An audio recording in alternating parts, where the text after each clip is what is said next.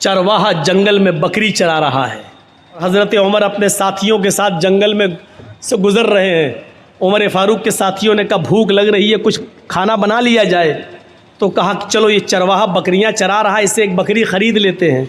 हज़रत उमर ने कहा बीनी शातन, एक बकरी बेचोगे मुझे, एक बकरी मुझे बेच दो। चरवाहे ने कहा बकरी मेरी नहीं है, मेरे मालिक की है, हम तो ग़ुलाम हैं, हम तो उसका हुक्म मानते हुए बकरी चराने आए हैं जंगल में। उसको मालूम नहीं कि मेरे सामने जो हस्ती खड़ी है ये 22 लाख मुरब्बा मील पर हुकूमत करने वाली हस्ती है, ये उमर है, उसको मालूम नहीं है चरवाहे। हज़रत उमर ने उसका इम्तहान लिया, कहा अरे मालिक की है तो क्या हुआ, मालिक से कह देना जंगल में भेड़िया आया एक बकरी खा गया, और क्या क्या कर लेगा वो तेरा, कुछ नहीं करेगा। और हम खाल उतार के तुझे दे देंगे, उसमें खून लगा लेना, कह देना देख लो ये खाल छोड़ गया। उस चरवाहे ने कहा खामोश, मुझे बता रहे अपने मालिक से कह देना, मैं तुझे तो जानता नहीं हूं कि तू कौन है, लेकिन इतना सुन, मैं मोहम्मद रसूलुल्लाह का उम्मती हूं। हजरत उमर कान लगाकर उसकी बात को सुन रहे हैं। मैं मोहम्मद रसूलुल्लाह का मानने वाला हूं, तुमने मुझे जो मशवरा दिया, मेरा मालिक बहुत नेक है, अगर एक बकरी में तुम्हें बेच भी दूं और उसकी कीमत ले भी लूं तो मेरा मालिक मुझे कुछ नहीं कहेगा। मैं कह दूं कि बकरी भेड़िया खा गया तो मेरा मालिक मेरा यकीन भी कर लेगा, लेकिन दुनिया में तो मैं अपने मालिक से झूठ बोल जाऊंगा, लेकिन कयामत के दिन मैं उस मालिक को क्या जवाब दूंगा जो मेरे मालिक का भी मालिक है। कि एक चरवाहे के अंदर भी अल्लाह का ये डर है, अल्लाह का ये खौफ है।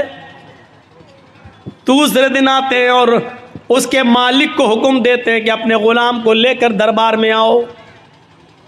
ग़ुलाम का मालिक अपने ग़ुलाम को लेकर दूसरे दिन उमर फ़ारूक के दरबार में जाता है। ग़ुलाम ने देखा ये तो कल हमें जंगल में मिले थे, आज हमें डंडे मारेंगे, कोड़े मारेंगे, कल हमने इनको बकरी नहीं बेची, कल ही हमसे एक बकरी मांग रहे थे, और आज ये तो अमीरुल मोमिनीन है, ये तो अमीरुल मोमिनीन है। हज़रत उमर फ़ारूक ने मालिक से कहा कि तुम्हारा ग़ुलाम मैं ख़रीदना चाहता हूँ, बताओ कितने में बेचोगे। उसने कहा अमीरुल मोमिनीन मेरा ग़ुलाम बड़ा नेक है, अल्लाह वाला, मैं इसको नहीं बेच सकता। हज़रत उमर फ़ारूक ने कहा देखो इसको मुझे ज़रूरत है, मैं तुम्हें इसकी डबल कीमत दूंगा, जो लोग इसकी कीमत दे रहे हों उससे डबल कीमत मैं तुम्हें दे दूंगा, लेकिन मुझे इस ग़ुलाम की ज़रूरत है। मालिक को लालच आ गया कि जब डबल कीमत मिल रही है तो इसको दे दो, हम इतने में तो 2 ग़ुलाम खरीद लेंगे। डबल कीमत लेकर हज़रत उमर फ़ारूक ने उस ग़ुलाम को ख़रीद लिया। अब उस ग़ुलाम का डर और बढ़ गया कि अब तो मैं उमर फ़ारूक का ग़ुलाम हो गया, अब ये मुझे कल की सज़ा न दें, कहीं मारे नहीं। हज़रत उमर फ़ारूक उनको अपने घर पे लाते हैं। ग़ुलाम बराबर डरता जा रहा है, ये वही चरवाहा है जो कल बकरी चरा रहा था, अब इसके दिल में डर पैदा होता चला जा रहा है। हज़रत उमर उसको खजूर खिलाते हैं, पानी पिलाते हैं और कहते हैं कि मैंने तुम्हें तुम्हारे मालिक से ख़रीद लिया है और अब मैं तुम्हें आज़ाद कर रहा हूँ, जाओ, तुम मेरे ग़ुलाम नहीं हो, मैंने तुम्हें आज़ाद कर दिया है। जानते हो मैंने तुम्हें क्यों आज़ाद किया है? तुम उस आदमी के ग़ुलाम थे, ग़ुलामी की ज़िंदगी गुजारते तो तुम अल्लाह की इबादत नहीं कर सकते थे, तुम्हें फ़र्ज़ नमाज पढ़ने का मौका मिलता, फिर ग़ुलाम की तुम बात मानते इसलिए तुम्हें इबादत करने का मौका नहीं मिलता। अब तुम्हें इबादत का मौका ही मौका है। कल तुमने ये कहा था कि अल्लाह रब्बुल आलमीन को क़यामत के दिन में क्या जवाब दूंगा, इस जुमले की वजह से आज तुम्हें आज़ादी मिल गई है, इस कलमे ने तुम्हें आज़ादी दी है। अगर इसी तरीके से अल्लाह से डरते रहे तो इंशाअल्लाह क़यामत के दिन अल्लाह ताला तुम्हें जहन्नम से भी आज़ादी दिला देगा। अगर इसी तरीके की तुम्हारी ज़िंदगी गुजरती रही तो तक़वे वालों को इनाम मिल जाता था, जो अल्लाह से डरते थे उसको अमीरुल मोमिनीन इनाम देते थे। मेरे भाइयों, आज हमने किसी अल्लाह से डरने वाले को इनाम दिया? किसी नेक और मुत्तकी आदमी को देखा तो कभी हिम्मत पड़ी कि हम उसको कुछ मदद कर दें? कभी हमारी हिम्मत नहीं पड़ती कि हम इसकी कुछ मदद करें। क्यों? मदद करने की हिम्मत नहीं पड़ती।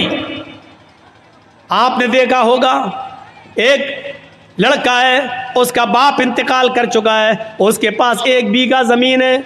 अब देखिए मैं आपको कहाँ ले जा रहा हूँ। उसके पास 1 बीघा ज़मीन है, 1 बीघा ज़मीन है, लेकिन अचानक उसकी माँ को कैंसर होता है। बाप उसका इंतकाल कर चुका है, उसके पास बस 1 ही बीघा ज़मीन है, उसकी माँ का इलाज होना है, इलाज के लिए उसको अपनी ज़मीन बेचना पड़ रही है। उस ज़मीन की कीमत 2 लाख है। हम गांव के सरपंच हैं, हम गांव के मुखिया हैं, हम गांव के पैसेदार हैं, हम गांव के अमीर आदमी हैं, हमारी नज़र ख़राब है, हम उस ज़मीन को ख़रीदना चाहते हैं, हमारे घर से लगी हुई है वो ज़मीन, और हमें मालूम है कि ये बेचेगा क्योंकि इसकी माँ बीमार है। ऐसा है कि नहीं आजकल? ऐसा है ना? 2 लाख की ज़मीन, हमें मालूम है उसकी कीमत 2 लाख की है, लेकिन अब हमें मालूम है कि उसका बाप नहीं है, माँ बीमार है, वो इलाज कराएगा और इलाज के लिए उसको ज़मीन बेचना पड़ेगी। लेकिन अब तो वो ज़मीन कम दामों में भी बेचेगा। अब हमें उम्मीद है कि 1.5 लाख में मिल जाए। वो आदमी आता कहता कि भाई आपके घर से लगी हुई है, मेरी ज़मीन है, मैं इसको बेचना चाहता हूँ। आपने कहा नहीं आया, मुझे ज़रूरत नहीं है साहब, मेरी माँ की तबीयत ख़राब है, मैं उसके इलाज के लिए टाटा हॉस्पिटल जाऊँगा, बम्बई, मैं पटना में जा रहा हूँ, मैं इसका इलाज कराना चाहता हूँ, मेरी ज़मीन की कीमत 2 लाख रुपए है, तुम ले लो। ये आदमी कहता है नहीं साहब, मुझे ज़रूरत ही नहीं है, और अगर तुम्हें देना ही है तो 1.5 लाख की दे दो, 1 लाख की दे दो। अभी तो ज़मीन की कोई कीमत ही नहीं, लॉकडाउन के बाद ज़मीन की कीमत बढ़ी कहाँ रही है, हालात ऐसे ही हैं, मजबूर आदमी है बेचारा। उसने कहा ठीक है, लाओ 2 लाख का माल है, 1.5 लाख दे दो। आपने 1.5 लाख रुपए उसको दे दिए और ज़मीन ले ली। अल्लाह की कसम, 2 लाख की ज़मीन उसकी मर्जी के बावजूद जो 1.5 लाख की ली है, इस 1.5 लाख के लेने के बावजूद उसने चाहे जैसे दी हो, उसकी रजामंदी के बावजूद आपने जो 1.5 लाख में खरीदी है, आप इसके बावजूद भी डकैत कहलाएंगे, आप बेईमान कहलाएंगे, आप यतीम का हक मारने वाला कहलाएंगे, आप मजबूर की मजबूरी का फ़ायदा उठाने वाले कहलाएंगे। अल्लाह के यहाँ समाज में तो ये होगा नहीं साहब, वो 1.5 लाख में तैयार था, उसने दे दी, इसने ले ली, वो तो तैयार था। काजी शुरैह एक घोड़ा खरीदना चाहते थे, बाजार में जाते हैं, घोड़ा देखते हैं, पूछते हैं घोड़े वाले ये घोड़ा कितने का है? उसने कहा 400 दिरहम का। काजी शुरैह ने कहा क्या मैं इसको ज़रा चला कर देख लूँ? उन्होंने कहा देख लो। काजी शुरैह उस घोड़े पर बैठते हैं और जाते हैं, थोड़ी दूर चल के वापस आते हैं और कहते हैं घोड़े वाले सच बता कि तू किस मजबूरी में घोड़ा बेच रहा है? उसने कहा मुझे कोई मजबूरी नहीं है। कहा कि फिर तू इतना अच्छा घोड़ा 400 दिरहम में क्यों बेच रहा है? तेरा घोड़ा चलाकर मैंने देखा, तेरा घोड़ा 400 नहीं बल्कि 500 दिरहम के लायक है। उसने कहा काजी साहब आप काजी हैं, हज़रत अली ने आपको जज बनाया है, मेरे कीमत 400 मांगी है, अगर आपको 500 दिरहम का लगता है तो 500 दे दीजिए, वरना मेरी तरफ से खुशी से 400 हैं, अगर आप 500 देना चाहें तो मुझे क्या एतराज़ होगा? काजी शुरैह कहते रुकिए, एक मरतबा और चला कर देखता हूँ। उस घोड़े को उन्होंने दोबारा चलाया और आकर कहते हैं आए अल्लाह के बंदे सच सच बता तुझे क्या मजबूरी है? उसने कहा मुझे कोई मजबूरी नहीं है। उसने कहा मुझे कोई मजबूरी नहीं है। कहा फिर तू इतना अच्छा घोड़ा 500 दिरहम में क्यों दे रहा है? उसने कहा 500 में नहीं 400 में दे रहा हूँ, आप 500 देना चाहें तो ठीक है। कहा नहीं ये 500 से भी ऊपर बल्कि 600 दिरहम का घोड़ा है तेरा। उसने कहा काजी साहब मुझे शर्मिंदा मत कीजिए, मेरी तरफ से 400 है, आप मज़ीद अगर और देना चाहें तो मेरे कुछ काम आ जाएगा, वरना मेरी तरफ से कीमत 400 है। काजी शुरैह कहते हैं रुक जाओ एक मरतबा और देखता हूँ। एक मरतबा और चक्कर लगाते हैं और आकर कहते हैं मेरा दिल अंदर से कहता है कि तू किसी मजबूरी में घोड़ा बेच रहा है, तेरा घोड़ा 700 दिरहम के लायक है, तू इसको 400 में क्यों दे रहा है? उसने कहा मैं कुछ नहीं कहूँगा। काजी शुरैह कहते हैं क्या एक चक्कर और लगा लूँ? एक चक्कर और लगा कर आते हैं और अपने जेब से 800 दिरहम निकालते हैं और कहते हैं कि तेरा घोड़ा 400 नहीं 800 दिरहम के लायक है। उसने कहा काजी साहब मुझे सिर्फ ज़रूरत 400 दिरहम की है, 400 दिरहम की है जो मेरे बेटे के इलाज में काम आएगी। काजी शुरैह समझ गए ये मजबूरी में बेचारा बेच रहा था और काजी शुरैह ने उस घोड़े की सही कीमत लगाई और 800 दिरहम दिए। मेरे भाइयों कभी आपको ऐसा भी हुआ है कि एक आदमी जिसकी माँ बीमार है 2 लाख की ज़मीन वो बेच रहा है। कभी आपने सोचा कि चलो 2 की जगह 2.25 दे दो, चलो 2.5 दे दो, बेचारा अपनी माँ के इलाज में काम कर लेगा। हमारी ज़मीन तो 5-6 साल में और कीमत बढ़ ही जाएगी, लेकिन इसका तो कम से कम माँ का इलाज हो जाएगा। कभी 2 लाख की ज़मीन को 2,25,000 में लेने की कोशिश की आपने? कभी 2.5 लाख देने की कोशिश की आपने? नहीं, 2 लाख की ज़मीन को 1.5 लाख में लेने वाले तो हज़ारों मिल जाएंगे। ये खून चूसने वाले जालिम लोग हैं और जालिमों की दास्तानें भरी पड़ी है, जालिमों की कहानियां भरी पड़ी है। मेरे भाइयों, अल्लाह के यहां मजबूर की मजबूरी का फायदा उठाने का भी आपको हिसाब देना पड़ेगा। आप बच नहीं सकते अल्लाह के यहां इस अजाब से। हमने कभी तसव्वुर किया है, कभी सोचा है किसी मजबूरी का फायदा उठाते हैं? आज हम ये वाकयात हमें चीख चीख कर क्या बतला रहे हैं? कभी इन वाकयात की तरफ हमने नजर डाली है?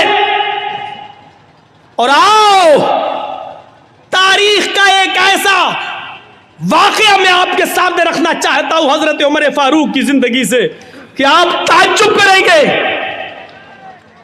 हजरत उमर फारूक का बच्चा बाहर सड़क पर खेल रहा है दूसरे बच्चों के साथ। कितना छोटा बच्चा था, 4-5 साल। और सामने ऑफिस है बैतुल माल, और बैतुल माल के ट्रेजी कौन है, खजांची कौन है? हजरत अबू मूसा अशरी रजी अल्लाह ताला अन्हु। हजरत अबू मूसा अशरी, हजरत अबू मूसा अशरी बाहर निकलते हैं बैतुल माल के ऑफिस से, देखते हैं कि कुछ बच्चे बाहर खेल रहे हैं और वो दुकान से कोई चीज़ खरीद कर खा रहे हैं, लेकिन उमर फारूक का बच्चा कुछ नहीं खा रहा है। बाहर जब निकलते हैं तो 1 दिरहम पड़ा है सड़क पर, 1 दिरहम पड़ा हुआ है। 1 दिरहम 1 रुपया, मान लो आज के हिसाब से 1 रुपया। 1 दिरहम ज़मीन पर पड़ा, उसको उठा लिया। ये दिरहम किसका होगा पता नहीं। वो दिरहम हज़रत उमर फारूक के बेटे को दे दिया, लो बेटा ये लो, ये बच्चे कोई चीज़ खा रहे हैं, तुम भी खा लो। बच्चे ने 1 दिरहम खाया नहीं है, वो 1 दिरहम मुट्ठी में बांध लेता है, मुट्ठी को कस के पकड़ लेता है और वो दिरहम लेके आगे बढ़ जाता है और सीधे अपने घर पे आ जाता है। वो दिरहम लेकर सीधे अपने घर पे आ जाता है। हज़रत उमर फारूक की नज़र जब उस बच्चे के ऊपर पड़ती है, बाप की नज़र पहली नज़र में पहचान गया, एक हाथ खुला एक हाथ बंधा। बेटे ये मुट्ठी क्यों बंद है, खोलो। जैसी बच्चे ने मुट्ठी खोली तो उसमें से 1 दिरहम ज़मीन के ऊपर गिर गया। हज़रत उमर फारूक ने वो 1 दिरहम उठाया और उठाने के बाद कहा, मेरे बेटे सच बताओ ये 1 दिरहम तुम्हारे पास कहाँ से आया? बीवी से पूछा कि तुमने दिया? कहा नहीं मैंने नहीं दिया। कहा मैंने भी नहीं दिया। बेटा कहाँ से आया? कहा बैतुल माल के बाहर में खेल रहा था, अबू मूसा अशरी को ज़मीन पर पड़ा हुआ मिला चाचा को, और अबू मूसा अशरी चाचा ने ये 1 दिरहम उठाकर ज़मीन से मुझे दे दिया कि और बच्चे चीज़ें खा रहे हैं, तुम भी बेटा कुछ खा लो। मैंने खाया नहीं है। अरे अब्बू घर में 1-2 दिन से चूल्हा नहीं जला, तो मैंने सोचा कि 1 दिरहम मेरे घर में काम आ जाएगा। हज़रत उमर फारूक कहते हैं, बेटे तुमने बहुत अच्छा किया, ये दिरहम लेकर तुम घर आ गए। फिर वो 1 दिरहम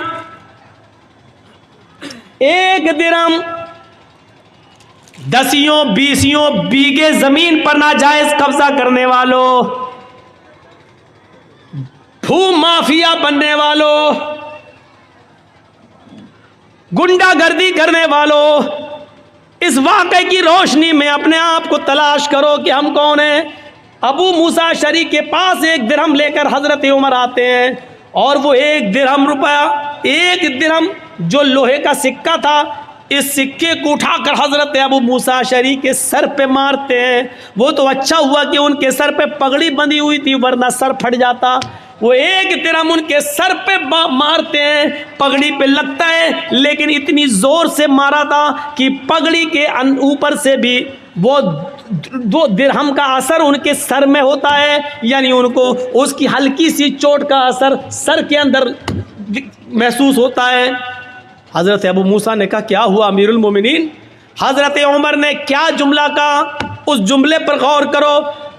कहा है अबू मूसा, क्या जहन्नम में दाखिल करने के लिए, जहन्नम रसीद करने के लिए, जहन्नम में पहुंचाने के लिए तेरी नज़र उमर के ख़ानदान पर और उमर के घर पर ही पड़ी थी, कोई और तेरी नज़र में नहीं आया, तेरी नज़र में कोई और नहीं जमा? क्या जहन्नम पहुंचाने के लिए तेरी नज़र उमर के घर पर ही पड़ी थी? एक दिरहम, और एक दिरहम के बारे में क्या कह रहे हैं? क्या जहन्नम भेजने के लिए तेरी नज़र मेरे ही घर पे पड़ी थी, कोई और नहीं मिला पूरे अरब के अंदर तुझे? कहा क्या हुआ? ये एक दिरहम का जमीन पर पड़ा था, सारे बच्चे खा रहे थे, आपका बच्चा मुंह तक रहा था, मैंने एक दिरहम आपके बच्चे को दे दिया, वो कुछ खा ले। कहा एक दिरहम जब मिल गया था तो तुमने फरमान नहीं सुना, उस एक दिरहम को बैतुल माल में जमा कर देते, ये तमाम मुसलमानों की अमानत है, अगर कोई पूछता दावा करता तो उसको दे दिया जाता, नहीं तो बैतुल माल में जमा कर दिया जाता, तुमने मेरे बेटे को क्यों दिया? आए अबू मूसा, आज तुमने ऐसा कर दिया, अगर आइंदा तुमने कभी ऐसा किया तो नौकरी से भी निकाल दूंगा, बैतुल माल के चौधराहट से मैं तुम्हें बेदखल कर दूंगा और सजा दूंगा तो अलग। क्या समझ रखा है तुमने? क्या हम इस वाक़े की रोशनी में कैसे लगते हैं? हमने तो कितने नाजायज़ लोगों को दबाया होगा और कितनों की बेईमानी की होगी, ज़मीन जायदाद ये वो सब। एक वाक़े की तरफ और आइए और उससे आप अंदाज़ा लगा सकते हैं। उमर इब्न अब्दुल अज़ीज़ का दौर है, उमर इब्न अब्दुल अज़ीज़ का दौर है और सुबह ईद होने वाली है, चांद हो चुका है, चांद हो चुका है, सुबह ईद होने वाली है। उमर इब्न अब्दुल अज़ीज़ की बीवी कहती है देखो आपके पास भी कपड़े नहीं है पहनने को, मेरे पास भी नहीं है, हम और आप तो पुराने कपड़े पहन लेंगे, लेकिन बच्चा नए कपड़े की जिद कर रहा, बच्चे के लिए तो नया कपड़ा होना चाहिए, पड़ोस के बच्चे नए कपड़ा पहनेंगे और अमीरुल मोमिनीन का बेटा पुराने कपड़े। कहा मेरी बीवी बैतुल माल से मुझे इतनी तनख्वाह नहीं मिलती कि मैं उससे अपने बच्चे को नया कपड़ा पहना सकूं। बीवी ने कहा अमीरुल मोमिनीन है, 1 महीने की तनख्वाह एडवांस ले लीजिए, अगले महीने मत लीजिएगा। कहा बीवी मशवरा अच्छा दे रही हो। होता है कभी कभी लोग किसी के यहाँ काम करते हैं, साहब मेरी बीवी बीमार है, 1 महीने की एडवांस तनख्वाह दे दो, हम धीरे धीरे कटा देंगे, कोई बुरी बात नहीं है अगर मालिक राज़ी हो जाए तो। अबू मूसा उमर इब्न अब्दुल अज़ीज़ ने एक लेटर लिखा और अपने खादिम से कहा जाओ बैतुल माल के कैशियर से कहना ये लेटर दे देना, वो तुम्हें 1 महीने की तनख्वाह एडवांस दे देगा। अमीरुल मोमिनीन खुश थे, उमर इब्न अब्दुल अज़ीज़ के 1 महीने की तनख्वाह एडवांस, और वो तो मेरा खादिम है, वो तो दे ही देगा, जब हमने ऑर्डर दे दिया लिख के दे दिया तो वो दे देगा। जैसे ये लेटर कैशियर के हाथ में आता है उसने पढ़ा खजांची ने, उसमें लिखा है कि कल ईद है, मेरे बच्चे के पास नए कपड़े नहीं है पहनने के लिए, लिहाजा मुझे 1 महीने की तनख्वाह एडवांस दे दो, अगले महीने मत देना, उस महीने के अंदर काट लेना। उस खजांची ने उस लेटर को पढ़ने के बाद अंदर जाकर उसी लेटर के पीछे कुछ लिख दिया और लिखने के बाद उसको लिफाफे में बंद करके क्या जाओ इसको दे देना उमर इब्न अब्दुल अज़ीज़ को। कहा उन्होंने 1 महीने की तनख्वाह एडवांस मंगाई, कहा मैंने इसका जवाब दे दिया है, इसका जवाब वो पढ़ लेंगे, उसके बाद आप आना, अगर इसके बावजूद वो मंगाएंगे तनख्वाह मांगेंगे 1 महीने की तो मैं दे दूंगा, मैंने उसमें कुछ सवाल किया है। खादिम लिफाफा लेकर उमर इब्न अब्दुल अज़ीज़ के पास पहुंचता है। उमर इब्न अब्दुल अज़ीज़ ने कहा क्या उसने 1000, क्या उसने 1 महीने की तनख्वाह एडवांस नहीं दी? का पता नहीं, इस लिफाफे में कुछ रख दिया है। लिफाफा खोला तो क्या देखते हैं कि मेरे ही लिफाफे, मेरे ही लेटर के पीछे कुछ और लिखा है। उसको पढ़ते हैं, उसमें लिखा हुआ है उमर इब्न अब्दुल अज़ीज़ अमीरुल मोमिनीन, आपका हुक्म सराखों पर, आपको 1 महीने, 5 महीने, 6 महीने, आप जितनी कहें उतनी तनख्वाह मैं देने के लिए आज़ाद हूँ, मैं देने के लिए तैयार हूँ। अमीरुल मोमिनीन आपने लिखा है कि मेरे बच्चे के पास नए कपड़े नहीं हैं पहनने के लिए, इसलिए मुझे 1 महीने की तनख्वाह एडवांस दे दो, अगले महीने काट लेना। लेकिन आपने ये नहीं लिखा अगले महीने तक अगर आप जिंदा न रहे, अगला महीना शुरू होने से पहले अगर आपका इंतकाल हो गया तो 1 महीना जो एडवांस तनख्वाह आपके पास जाएगी, इस तनख्वाह को वापस कौन करेगा? उसका ज़मानती कौन है? उस तनख्वाह को बैतुल माल में जमा कौन करेगा? काश ये वाक़यात मोदी ने पढ़े होते, ये वाक़यात योगी ने पढ़े होते, तो उनको पता चलता कि इस्लामी हुक्मरानों की तारीख कैसी गुजरी है। ये बेचारे 10-10 और 20-20 लाख का सूट बूट पहनकर अमेरिका के प्राइम मिनिस्टर का स्वागत करने वाले लोग क्या जाने कि हुकूमतें कैसे चलाई जाती हैं। हुकूमत चलाना सीखना है तो सीखो उमर इब्न अब्दुल अजीज से, सीखो हजरत उमर फारूक से, और उन्हीं से सीखी थी महात्मा गांधी जी ने। इसीलिए तो कहा था बापू ने कि अगर देश में खून खराबा बंद करना चाहते हो, अमन सुकून चाहते हो, तो हजरत उमर फारूक जैसा कानून नाफिज कर दो, देश के अंदर खून खराबा बंद हो जाएगा। ये महात्मा गांधी ने जुमले कहे हैं, सत्य और अहिंसा के अंदर आज भी लिखे हुए हैं।